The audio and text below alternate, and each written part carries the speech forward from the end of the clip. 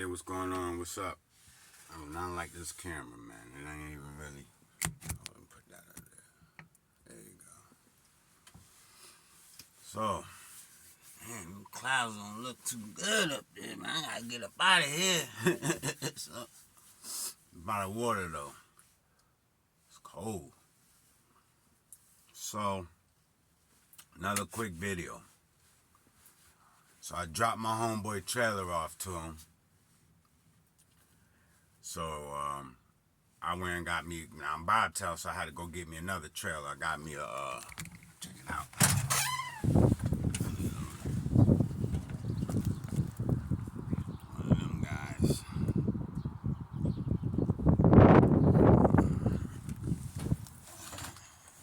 Snatched up one of them. So I can get this other load going back. So I had to get a drive-in load. So anyway, like, these brokers is just, it's very rough. I got a factoring company that I'm dealing with, Tafts. You know, I'm putting it out there. You know, they, you know, if I had known that they was the way they are, I would have never messed with them. I wouldn't. And this is my experience. I'm not trying to get sued. I'm not trying to get, you know, I'm just putting it out there that, you know, I'm trying to get out of this contract with them. I've been trying to get out of the contract with them for over a year. You know what I'm saying? Last year, I had tried to put in my letter to, you know, so it don't auto-renew, because you got to read the contract with a lot of these factoring companies. You know, if you want to end your relationship with them, you have to, there's a process. You got to send in the letter before the auto-renew date. I'm guessing it's like, I think it was 6 months or something. No, not 6 months, like 90 days before that date. So if you sign on January, you know, 3 months before January, it would be like in October. So in October, you will want to submit in writing that you want to terminate, you know, the contract agreement, or it'll auto renew on the anniversary date, which will be the 1st of January, and then you tied and locked in. I don't like their practices about how they say you have to factor every load that you do with them, because that's what's in their contract agreement.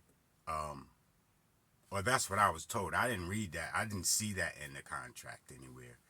I don't know how you could put that in your contract when they have all these brokers out here that you won't do business with. You don't factor with them because they don't meet your credit criteria. What if I want to do loads for them? What if that's one of my customers? You're not going to factor their loads. Where does that leave me? Because you saying that I have to factor all of my loads with you. And that's where I understand, or what they told me. I don't believe that to be true. I'd go back and read that contract. But I'm trying to get out of the contract with them because, you know, if I'm factoring with you and I'm doing a load for you, and say you're, say, for instance, Snyder load I did. So there's issues with the paperwork. Sometimes the apps don't upload the documents when you go to upload the documents. So it's a technical error. So you won't have in the system those documents. You know, Snyder's not going to receive them because you won't be to snap a picture of, you know, proof of delivery once you get it. You might take the picture and try to upload it, but it doesn't go in. And then it closes out the work order. It's done. Once you do that, there's a phase that it closes it out. So you figure that your load is done. You know, you push your departure, you put in your documents or whatever. So I factor with them. All right. I don't, you know, So then, because I communicate with them that I at the, departing from, from the drop off, and then, send the documents in like I'm supposed to. But now I have the paperwork that I'm going to submit the TAFs, along with the rate con. So there's a proof of delivery there. They had, because I have to upload that information to their system, as well as the rate confirmation. So that's documentation of a proof of delivery receipt, as well as the rate confirmation. And that should allow them to thus forward me my money while they go and get their money from Snyder, however long it takes. Could be net 30 or whatever. But I'm done. I gave you proof of delivery as well as a rate confirmation. So, that BOL right there signed off. That means it was dropped off. And what they say is, oh, that's all you need to send us. Send us the proof of delivery and send us the, the rate confirmation for how much it is, and we'll advance you the money. We'll go after them. You don't have to worry about it. So if they don't pay you, that's what you got lawyers for. So, I do another load. Message. I do another load, and since they didn't get their money, the load that I did for a whole nother client, not even Snyder, a whole nother client, they want to hold the money from that load, whatever it was that Snyder was supposed to give them. So that load could have been paying more. Snyder's load could have been paying less. Say it's $500, this is $1,500. They're only gonna give me $1,000 and hold the $500 till they get their money from them. Then they'll pay me. What does that have to do with? What does this load have to do with the price of tea in China? I'm dealing with you right here with this load. Proof of delivery, rate confirmation, pay me. So I'm trying to get out of this contract with them because, I don't like how they do business at all. And this is like the second year dealing with them. We're going into the second year actually, yeah, because, this will be my third year in business, but still we're in the second year. But when I signed the contract with them, like I said, I'm still in the second year. It's supposed to auto renew, and I'm sending them that letter in. But I'm not going to be factoring I'm going to do direct shipper loads, or I'm going to just shut down my company.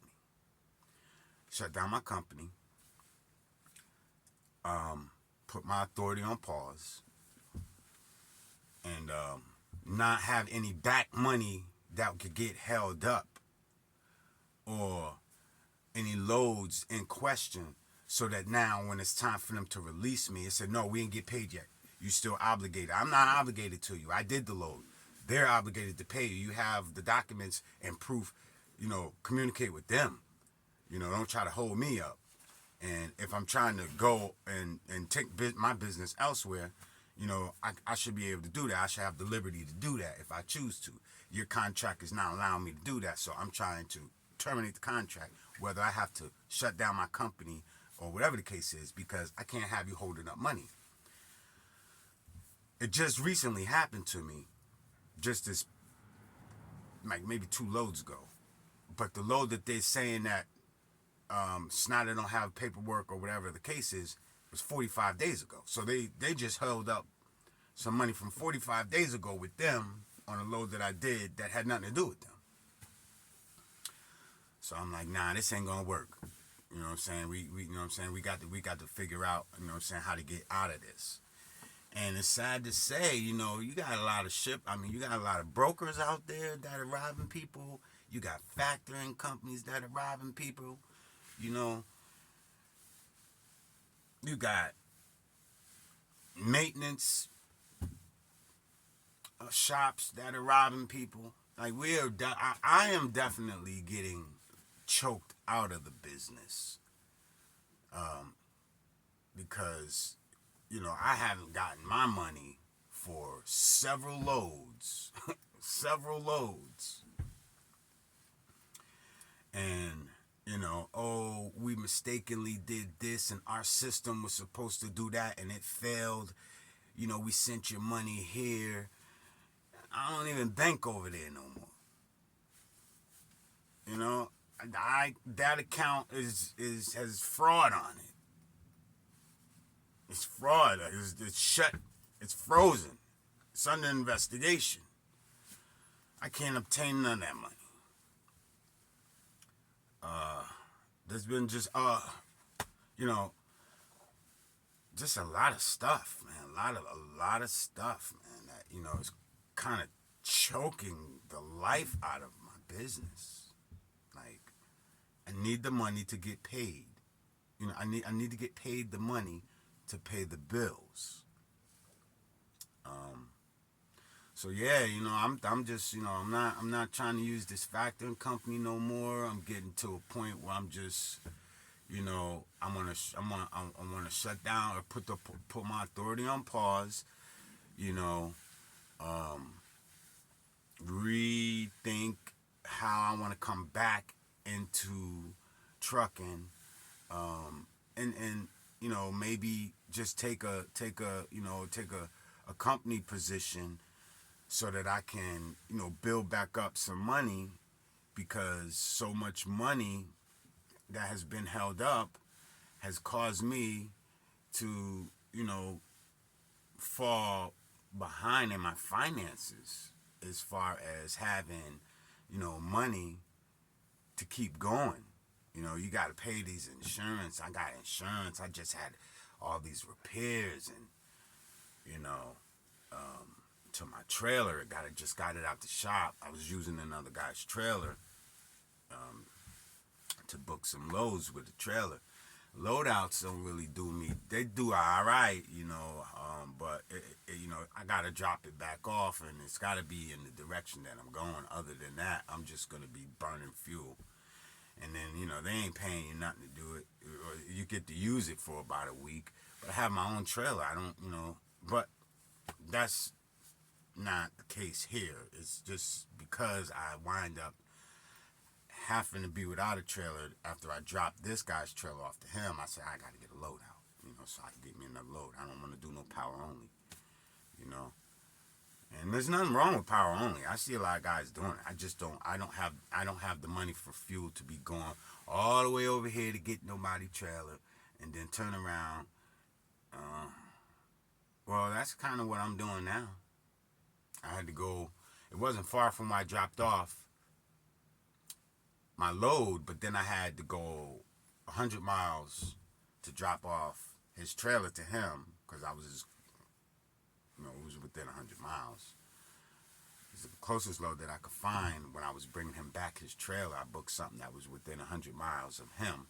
So I dropped it off. I went 100 miles to go drop his trailer off to him, and then I had to go 100 back because the loadout trailer was like right there where I dropped off that load at. So it kind of was working. It would have worked out for me if I had my own trailer and I was dropping off a load and I found another load, you know, like right there, which normally that's what I do. It's usually pretty much something within 50-mile radius, but I had to go to 100-mile radius, but then I had to double back, so that was 200 miles. And then when I dropped this off, luckily, well, I got a load that I'm taking, drop that off, and then I got another load that's going to bring me where I have to drop this trailer off. It'll be within 15 miles. So, and then from there to go home is probably only going to be about 80 miles. Yeah. But I'm thinking, you know, when I get home, you know, I'm going to just, you know, I'm not using the Freightliner. You know, it's just sitting over there. I have it attached to my trailer. I made a video about that before I left to bring old boy back his trailer. Freightliner's just sitting there. You know, and I need a radiator. You know, I just had a lot of other stuff work done to it. You know, I need to get that radiator out of there because it's got a crack in it. And I want to go ahead and do that. But, you know, I'm thinking I might as well, like, I should take it off the insurance, you know, just, you know, took it off the FMCSA website, you know, turn those plates in and then drop the insurance on it, kind of to, you know, cut back on my expenses. But at this point, because a lot of money is, in limbo, held up, or they ain't paying what they the rates are just awful. It's just really hard, what I'm saying, to continue through the season. Like I could probably come. I figure if I fall back for about 4 months, 6 months, see what happens if the rates kind of turn around, and if they go up, because seeing some low. These dudes are talking 50 cents a mile. I'm like, are you crazy? You can't be serious. I have a good broker. I have some good brokers that I deal with too. And they direct pay me direct. Quick pay straight to my account. Damn that factoring company. You ain't getting a dime. You know what I'm saying? And I've been running with them, and they're good because they help out with cash advance for fuel a lot of times, because I've been waiting on money to hit my account and it never comes. I'm like, oh, what's going on? Or you got these people, if you factor low with them, they're taking your money, putting it on a fuel card. Like, I don't even use fuel cards. Not yours anyway, because they give you these bougie fuel cards where they got these weird name places that you fuel. I'm like, I don't even see those on the highway. And you can't even pull into anywhere and get the you can't use them at an ATM machine. So I'm like, man, don't take my money and put it on no fuel card. I didn't ask you to put the money on a fuel card. When I sent the invoice in, I selected the quick pay option to ACH it to my account. They put it where they want to put it at. Then you got to pay another fee to get it out of there to your account. It's just too much. It's too much. It's not worth it, these people, So, that's it, man. Basically, I'm going to figure on, I found a good company that has a salary pay.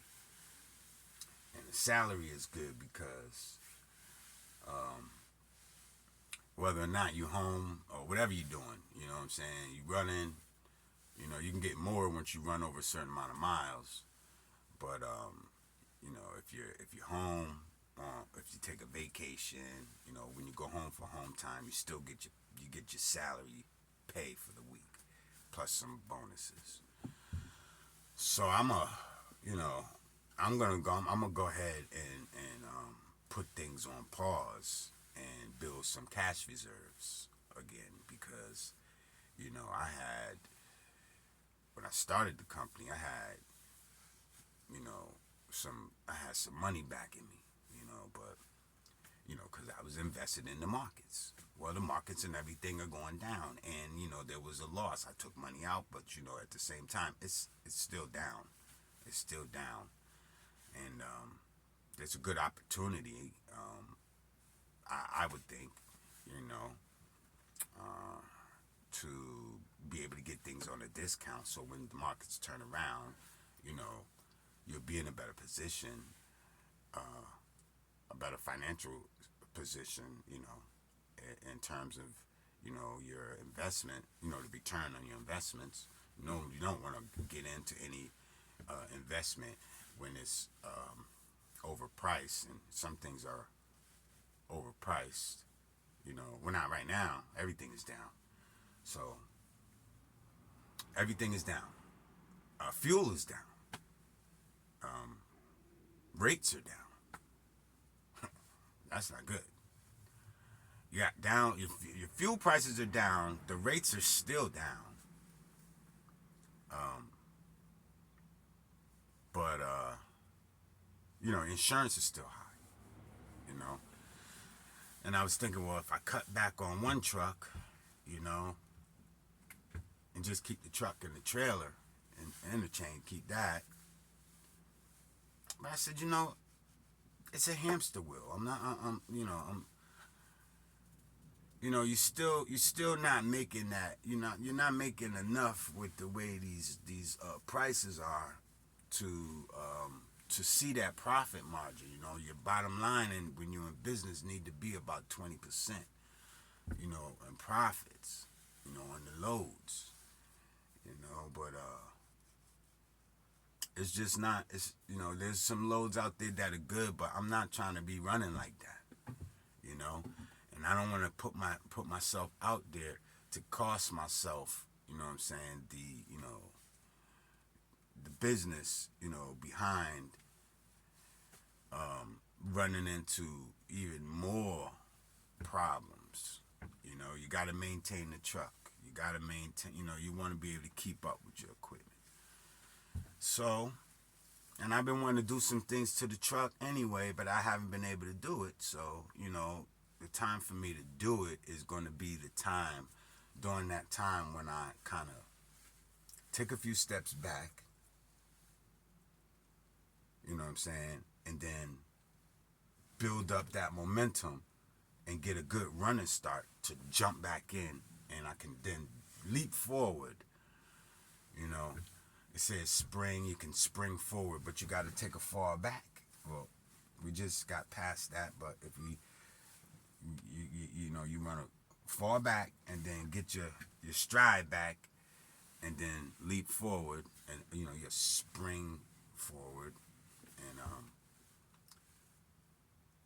get back on top. So that's what it looked like it's gonna be for your boy. I own everything, so it's not a problem to do that, and it's just the smartest choice that I feel I could make right now, considering all these hiccups that been happening, and I don't doubt that it's not intentional. These people they do things to kind of put you in the rough. You know what I'm saying? They're playing with your money. That's why I don't advise people. You get into if you get into a situation where you have somebody being the middleman in terms of you getting paid your money. I like to do direct like that. I don't like to deal with brokers, but if they're a good broker, then I do them. But I'd rather deal with shipper direct. So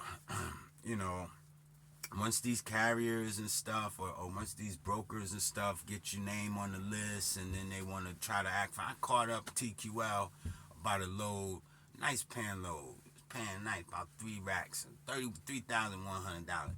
She said, unfortunately, we can't put you on this one. I don't understand. I said, all right, no problem. Have a good day, man. You have a good one. And I just hung up the phone. I didn't even.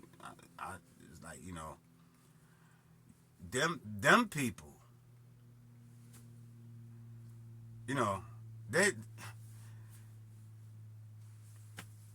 they're crazy. They're crazy, and I don't even pull loads for them. I pulled a few loads for them before.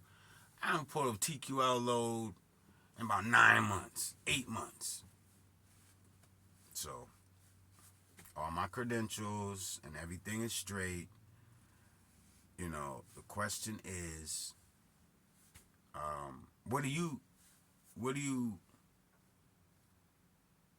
determine when a person calls in who's going to take the listed price that you want to give the load to them, or you don't? It's posted. So, I'm like, all right, well, I ain't messing with them people, man. They keep your load, lady. You know what I'm saying? But yeah, so I'm just going to wrap it up right now. Let you know that it's going to be, 2023 is going to be a year of reshaping and remolding, and re-strategizing the company, and I'm gonna get back out here probably with maybe even a different vehicle. I might pick up another truck or something, switch it up, but I'm gonna keep the ones I got. Then again, anything's possible. I might use it as a trade-in to get something newer. I like this Mac, but then again, I love that Freightliner. But there's all these auctions and stuff that's probably going to be out here this year, because a lot of people, that don't own their vehicles and that are turning in their trucks might be able to get something nice. You know, but I'm about to go stack up this bread as a company driver right now. I'm not gonna keep paying this high insurance. I don't care if they come down on the fuel. I don't want to have nothing to do with it right now. You know, all this sending this paperwork in, and then they acting funny, don't want to pay me and everything. And look, I send the paperwork in. You get the paperwork, yeah, all right, cool. You know, I need to count my money. I need to know, what it is. Salary sounds good right now, cause I'm very disciplined with money. So as long as it's coming in, I'm stacking it. Owner operator, money comes in. You want to stack 20%. It's hard to do that right now in the market with the way things are. So what comes in is going right back out. And it's like a hamster wheel. You just keep on running, trying to bring in. You keep money coming in. Yeah, I keep plenty of money in the back. The bank look back there. People like, yeah, Mr. McLean, yeah, Mr. Sir, yeah.